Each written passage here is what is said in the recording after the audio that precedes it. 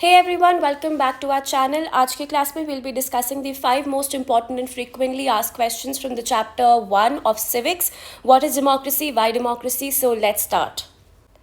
Now as you know इस chapter के अंदर बहुत सारी केस स्टडीज़ है of different countries and one by one we prove कि वो सारी डेमोक्रेसीज नहीं है. पहला जो आपका क्वेश्चन आता है that is from the case of Pakistan. अब पाकिस्तान के बहुत सारे इवेंट्स है. We have general Pervez Musharraf, we have military coup, but the one most frequently asked question from this entire case is the legal framework order. ये question आपका काफ़ी frequent है in a 2 to 3 mark category, so please mark it as important. Start करते हैं. अब this was pass in the year 2002 and this was done by general Pervez Musharraf. अब ये जो लीगल फ्रेमवर्क ऑर्डर है इसके अंदर हमने 2 चीज़ें करी. पहली चीज़, प्रेसिडेंट को मिल गई पावर टू डिसमिस. डिसमिस का मतलब क्या होता है कि आप उनको रिमूव कर सकते हो from there authority position. And वो किसको रिमूव कर सकते हैं? National and provincial assembly. अब पाकिस्तान में जब भी इलेक्शंस होते हैं आपके सारे लोग चूज किसको करते हैं? प्रोविंशियल असेंबली या फिर नेशनल असेंबली. बट अगर मैं आपको ये बोलूँ कि हमारे जो प्रेसिडेंट है उनके पास सडनली पावर आ गई कि वो इन दोनों असेंबलीज को absolute null and void declare कर सकते हैं, सो ऑब्वियसली इट मीन्स कि हमारी पाकिस्तान डेमोक्रेसी नहीं है, बिकॉज जो इलेक्शन के थ्रू हम लीडर चूज कर रहे हैं उनके पास कोई डिसीजन मेकिंग पावर भी नहीं है. So this was the first point. दूसरे पॉइंट पे चलते हैं. In the second point we talk about something called civilian cabinet. Now like the name suggest, it was a cabinet which was made for the welfare of civilians. मतलब common citizen की भलाई के लिए हमने जो एक बॉडी बनाई उसका नाम था सिविलियन कैबिनेट. अब उसको सुपरवाइज कर रही है एक council called national security council. लेकिन प्रॉब्लम ये है उसमें सारे कौन है? आपके मिलिट्री के लोग हैं, विच मीन्स ये कैबिनेट अब सुपरवाइज कर सकता है, ऑर्डर कर सकता है आपके. अब क्योंकि ये पूरी काउंसिल डोमिनेटेड है by military members, it simply means कि हमारी at the end of the day जो मिलिट्री है वो किसको कंट्रोल कर रही है? हमारे कैबिनेट को. And eight the end of the day जो कैबिनेट के लोग करना चाहते हैं शायद वो चीज़ ना कर पाए, simply because they are being passed orders from the military. ये 2 आपकी मेन चीज़ें थी which happened through the legal framework order. इसका month and year is August 2002. ये आपका आ सकता है from MCQ perspective, so please mark it as important. This was your first question. Let's move on to the next one. दूसरा question आपका आता है from the case study of Mexico. अब मैक्सिको के अंदर आपकी जो पार्टी थी PRI की full form is institutional revolutionary party. अब ये जो आपकी PRI पार्टी है इसने यूज़ करी कुछ डर्टी ट्रिक्स. डर्टी ट्रिक्स का मतलब होता है some unfair means to win elections. मतलब क्या हुआ? इन्होंने इलेक्शन प्रोसेस के अंदर करी थोड़ी सी चीटिंग. चीटिंग कैसे करी? पहली चीज़, गवर्नमेंट के जो ऑफिशियल्स है विच मीन्स गवर्नमेंट एम्प्लॉयज़, उनको हमने फोर्स कर दिया कि आप पार्टी मीटिंग को अटेंड ही करो. एंड नेचुरल सी बात है, अगर एक गवर्नमेंट एम्प्लॉय पार्टी की मीटिंग में जा रहा है तो वहाँ उसको ब्रेन वॉश किया जाएगा, फोर्स किया जाएगा कि वो उसी पार्टी को वोट करे. दूसरा पॉइंट आता है, टीचर्स फोर्स कर रही है पेरेंट्स को कि भाई आपको PRI को वोट करना ही पड़ेगा, which means even in the most mundane and routine things of your life. अगर आपके बच्चे लेट्स से स्कूल जा रहे हैं, आप PTMP टीचर से मिलने जा रहे हो, वहाँ पे आपको ब्रेन वॉश किया जा रहा है कि आप एक ही पार्टी को वोट करो. तो हो क्या रहा है? It is some kind of mental conditioning, some kind of forcefulness. Next चलेंगे, मीडिया आपकी करती है क्रिटिसाइज ऑपोजिशन को. अब नेचुरली पब्लिक का जो ओपिनियन है वो फॉर्म होता है बेस्ड ऑन जो उनके आसपास उनको दिख रहा होता है, whatever they can hear, and media plays a very big role in that. तो मीडिया कॉन्स्टेंटली क्या करती है? सामने वाली ऑपोजिशन को क्रिटिसाइज ही करती है. तो आपके मन में बनता है कि PRI बेस्ट है. नेक्स्ट चलेंगे, आप कैंपेन पे बहुत मनी स्पेंड कर रहे हो. ना by spending money on campaigning we simply mean कि आप अपने आप को प्रमोट करने में बहुत पैसा खर्च कर रहे हो. तो ऑब्वियसली जो दिखता है वही बिकता है. What ever you can see you will naturally deviate towards that. And last आपका आता है शिफ्टिंग ऑफ पोलिंग बूथ्स. अब अगर फॉर एग्जाम्पल मैं रहती हूँ एक रीजन X में, मैं वोट करने जाती हूँ अपने पास वाले स्कूल में, सडनली मुझे बताया जाए कि आपका जो पोलिंग बूथ है ना वो यहाँ से शिफ्ट होके हमने डाल दिया है टू रीजन A जो मेरे घर से बहुत दूर है. ऑब्वियसली बात है मैं वोट नहीं कर पाऊंगी. तो हम लास्ट मिनट पे क्या करते हैं? पोलिंग बूथ को शिफ्ट कर देते हैं ताकि लोगों को वोट करने का मौका ही ना मिले. So all of these things were the tricks used by PRI to win elections. Next चलते हैं to your third question which is popular governments can be undemocratic, popular leaders can be autocratic. ये question वैसे बिल्कुल मुश्किल नहीं है, but the only problem is जब वो स्टेटमेंट फॉर्म में आता है इसको रिकॉग्नाइज करने में प्रॉब्लम आती है कि ये आया कहाँ से है. So to answer that this question is from the case of Zimbabwe. अब जिम्बाब्वे की गवर्नमेंट, अगर आपने केस पढ़ा हुआ है जिम्बाब्वे का, यू वुड नो कि ये गवर्नमेंट बहुत ही पॉपुलर गवर्नमेंट थी बिकॉज इन्होंने इंडिपेंडेंस में बड़ी हेल्प करी थी. And similarly Robert Mugabe was also a very popular leader. इनकी पार्टी का नाम था ज़ानू पीएफ एंड हमेशा से वही इलेक्शन जीते जा रही थी। अब यहाँ का जैसे मेक्सिको के अंदर डर्टी ट्रिक्स थी, यहाँ पे हमने सिटीजन्स के राइट्स ही छीन लिए, हमने कॉन्स्टिट्यूशन ही बदल डाली। सो यहाँ फर्स्ट स्टेप के अंदर हम कहते हैं कि हमने कॉन्स्टिट्यूशन को इस तरीके से चेंज करा कि आपका प्रेसिडेंट जो है उनकी पावर क्या हो जाती है, बहुत इंक्रीज कर जाती है and he becomes less accountable. By accountable we mean less responsible, वो लोगों को आंसर नहीं कर रहे। दूसरा पॉइंट है प्रोटेस्ट करना। जब भी आप गवर्नमेंट से खुश नहीं हो, आप कैसे एक्सप्रेस करते हो? By protesting, by having some demonstrations. हमने क्या कर दिया कि भाई प्रोटेस्ट करना भी अब इलीगल है। आगे चलेंगे, ऑपोजिशन की जितनी भी मीटिंग्स है, जितने भी हमारे लोग हैं, उनको हम परेशान कर रहे हैं, उनको हम हरास कर रहे हैं। नेक्स्ट आपका पॉइंट आता है no independent judiciary, which means जजेस जो है उनको हम फोर्स कर रहे हैं कि आप मेरे मतलब का डिसीजन दो, मेरे फेवर का डिसीजन दो, विच मीन्स जजेस का भी कोई इंडिपेंडेंट रोल है ही नहीं। लास्ट में चलती किसकी है? आपकी रॉबर्ट मुगाबे की।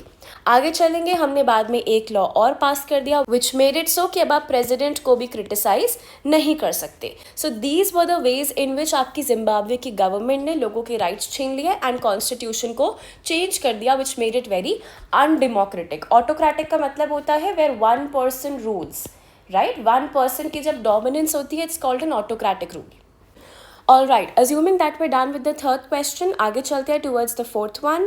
अब fourth question आपका बड़ा ही बट ऑब्वियस सा क्वेश्चन है. It is super important from this chapter. ये आपका 3 मार्क कैटेगरी में काफ़ी बार आ सकता है. ये आपके 4 फीचर्स हैं जो हमने डिफरेंट केस स्टडीज से डिराइव करी हैं. पहला आता है elected ruler has to take all the decision.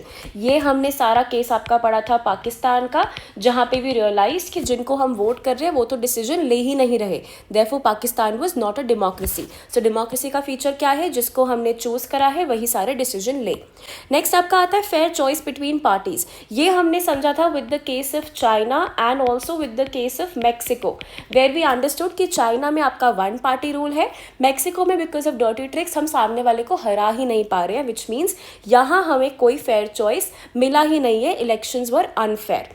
तीसरा आपका आता है voting rights have to be given to all on an equal basis. ये हमने डिराइव करा था फ्रॉम 3 केसेस. एक आपका केस था एस्टोनिया का, 1 was the case from Fiji and तीसरा आपका केस वाज फ्रॉम सऊदी, जहाँ पे हम बात करते हैं 1 वोट शुड हैव 1 वैल्यू. ये आपका नेक्स्ट था फीचर ऑफ डेमोक्रेसी. नेक्स्ट आपका आता है respecting the basic rights of citizens. Rights of citizen का मतलब क्या हुआ कि जो हमने सिटीजन को राइट्स दिए हैं उन्हें रिस्पेक्ट किया जाए एंड कॉन्स्टिट्यूशन के अंदर ही हम अपने गवर्नमेंट को फ्रेमवर्क को एडजस्ट करें. ये हमने पढ़ा था जिम्बाब्वे, बिकॉज इन सारी गवर्नमेंट्स के अंदर ये रिस्पेक्टिव फीचर्स को वायलेट किया गया था. तो इन सब से हमने कंक्लूड करा कि भाई एक्चुअल डेमोक्रेसी के आपके ये 4 मेन फीचर्स बनते हैं, जहां पे इलेक्टेड रूलर्स डिसीजन ले, fair chance of coming to power हर पार्टी को मिले, सबको वोट करने का चांस मिले एंड सिटीजन्स की राइट्स रिस्पेक्ट की जाए, कॉन्स्टिट्यूशन को भी हम फॉलो करें. These are your 4 main features of democracy. आगे चलते हैं towards the last and final question of this chapter. This question talks about the merits and demerits of democracy. अब नेचुरली मेरिट्स का मतलब होता है एडवांटेजेस, डीमेरिट्स का मतलब होता है डिसएडवांटेजेस. अब डेमोक्रेसी के क्या फ़ायदे हैं, क्या नुकसान है, let's do them one by one. पहली चीज़ है accountable form of government, which means a government जो काफ़ी आंसरेबल है to its people. It is very responsible for its actions. इसको प्रूव करने के लिए बुक में एग्जाम्पल दिया हुआ है चाइना फमाइन का. So we will use that example to create a comparison between China and India. Next आपका आता है good quality decision making. Good quality का मतलब होता है कि हाँ भाई हम जानते हैं डिसीजन लेने में बहुत डिले होता है, पर क्योंकि इतने लोग दिमाग लगाते हैं, the chances of coming to a wrong decision are very very less, right. Next हम चलेंगे रिड्यूसिंग सोशल कॉन्फ्लिक्ट, बिकॉज हमने हर तरह के सोशल ग्रुप एंड डाइवर्स तरह के लोगों को क्या कर दिया है, एडजस्ट कर दिया है. सबको हमने एक फेयर तरीका दिया इलेक्शंस में पार्टिसिपेट करने का and then coming to power. Fourth point आपका बात करता है enhancing dignity of citizens, because यहाँ पे हम रूलर के इशारों पे नहीं नाच रहे हैं, बल्कि हम खुद ही अपना रूलर चूज कर रहे हैं. And when you are given that sense of power, that sense of responsibility, आपके मन में अपनी खुद की ही रिस्पेक्ट क्या हो जाती है, बढ़ जाती है. यहाँ पे डिग्निटी मीन्स रिस्पेक्ट. लास्ट चलेंगे रूम टू करेक्ट मिस्टेक्स, कि लेट्स अज्यूम कि चलो हमसे एक बारी गलत पार्टी चूज हो गई. It's not the end of the world, आपको दोबारा चांस दिया जाएगा। आप चाहो तो नेक्स्ट इलेक्शन में आप अपनी पार्टी को रिमूव कर सकते हो, लीडर्स को आपके हिसाब से चलना ही पड़ेगा, वरना आप उनको सिंपली पावर से हटा दोगे। These were your 5 main merits of democracy. Now moving on to the demerits of democracy. पहली चीज आपकी आती है इंस्टेबिलिटी। इंस्टेबिलिटी का मतलब होता है कि there is no kind of stable structure to a democracy. Reason being कि हमारे जो लीडर्स हैं वो बार बार क्या होते रहते हैं, चेंज होते हैं, विच मीन्स कोई भी एक लीडर लॉन्ग टर्म विजन के साथ आ ही नहीं पाता, तो गवर्नमेंट में कॉन्स्टेंट एक केओस रहता है। दूसरा पॉइंट आपका आता है एडवांटेज के ही एक पॉइंट से, कि क्योंकि हमें गुड क्वालिटी डिसीजन लेना है, तो वो डिसीजन लेने के लिए क्या होता है, बहुत ज़्यादा डिले, बहुत डिस्कशंस होती है, बहुत टाइम लगता है। तीसरा पॉइंट आता है पॉलिटिकल कंपटीशन। अब हर पार्टी को क्या है कि हमें इलेक्शन में जीतना है, इलेक्शन में जीतने के लिए वो कोई भी मीन्स अपना सकते हैं, which means sometimes they even go corrupt. वो ब्राइब करते हैं, वो इलेक्शन के अंदर थोड़ी बहुत चीटिंग करते हैं simply to be able to win in the elections, which is not a good sign for any kind of government. Fourth point आपका आता है power play. Now power play का सिंपल मतलब ये होता है कि हर कंट्री के अंदर जब भी कोई कंपटीशन होता है, पॉलिटिकल पार्टीज में एक तरह की थर्स्ट होती है to be in power. It is driven by a sense of control, sense of authority. बहुत कम ऐसा होता है कि वो ये out of the goodness of their heart कर रहे हैं, मॉरल वैल्यूज़ के लिए कर रहे हैं, विच मीन्स पावर प्ले से क्या होता है, आपके जो मोरालिटी है, द गुडनेस वाला फैक्टर है, वो खत्म हो जाता है। फिफ्थ एंड सिक्स पॉइंट आपके थोड़े बोनस पॉइंट्स हैं, इनको कभी भी 5 मार्क के मेन आंसर में प्रायोरिटी मत बनाना, because you will not get good marks. Fifth and six point कहती है कि लीडर्स काफ़ी बार जानते ही नहीं है कि सिटीजन्स क्या चाहते हैं, which is why they should not decide anything. And काफ़ी बार ऑर्डिनरी सिटीजन्स इतने अनअवेयर होते हैं, इतने अनएजुकेटेड होते हैं कि they don't even realise what's good for their country, so even they should not decide anything. ये आपके बनते हैं merits and demerits of democracy. Now with this we can conclude this particular chapter. ये आपके 5 main important questions थे from here. Please note कि आप कुछ भी छोड़ के जा सकते हो, पर आप ये 5 questions कभी भी नहीं छोड़ सकते, इनके आने के chances almost certain है। Now if you like this kind of content, please like and share this video, subscribe to my channel, also hit the bell icon so that you can be regularly notified whenever I post a new video. And I hope this video helps you to score well in your exams. All the best, and I'll see you in the next one.